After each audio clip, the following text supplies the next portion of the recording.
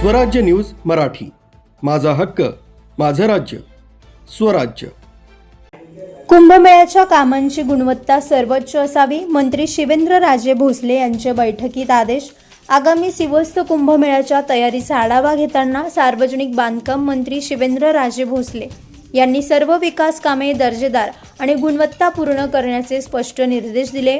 कामांची गुणवत्ता टिकवण्यासाठी तृतीय पक्षाद्वारे नियमित निरीक्षण करण्यात येईल। ओझर विमानतळ टर्मिनलचा विस्तार ठरलेल्या वेळेत पूर्ण करण्याचे आणि त्र्यंबकेश्वर दर्शन मार्गाचे काम तात्काळ सुरू करण्याचे आदेश मंत्री शिवेंद्रराजे भोसले यांनी दिले। उत्सवाच्या निमित्तानं या ठिकाणी द्वारका सर्कलचा अंडरपास हा प्रस्तावित आहे, कारण इथं आपण ट्रॅफिक दोन्ही महत्त्वाचे रस्ते येतात।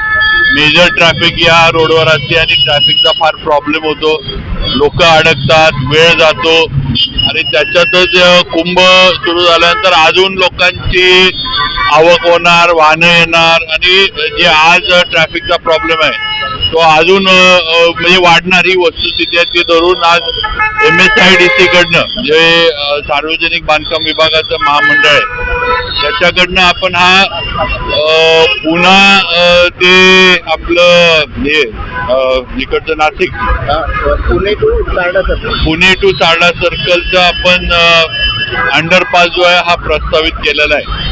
त्याचा आता राज्य सरकार आणि मॉर्ग म्हणजे गडकरी साहेबांचा जो विभाग आहे अशा माध्यमातून हे काम आपण हाती घेतले।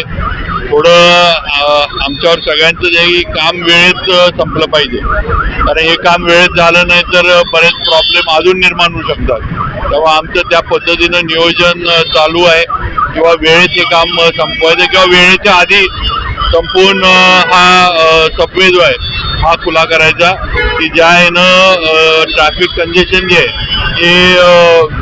हे मोकळं होईल, सिग्नल फ्री हा सगळा एरिया होईल, अशा पद्धतीनं आपले नियोजन चालू आहे। पहिल्या टप्प्यातील 2200 कोटी रुपयांच्या रस्ते विकास कामांचा समावेश असलेले प्रकल्प 18 महिन्यात पूर्ण केले जातील, तर दुसऱ्या टप्प्यातील 570 कोटी रुपयांचे प्रकल्प मंजूर झाले आहेत। द्वारका सर्कल परिसरातील वाहतूक समस्येवर तोडगा म्हणून सबवेचे बांधकाम महाराष्ट्र राज्य रस्ते विकास महामंडळामार्फत करण्यात येणार आहे। भाविकांसाठी नवे विश्रांतीगृह, स्वच्छ शौचालय आणि निवास व्यवस्था विकसित करण्यावर विशेष भर दिला जाईल।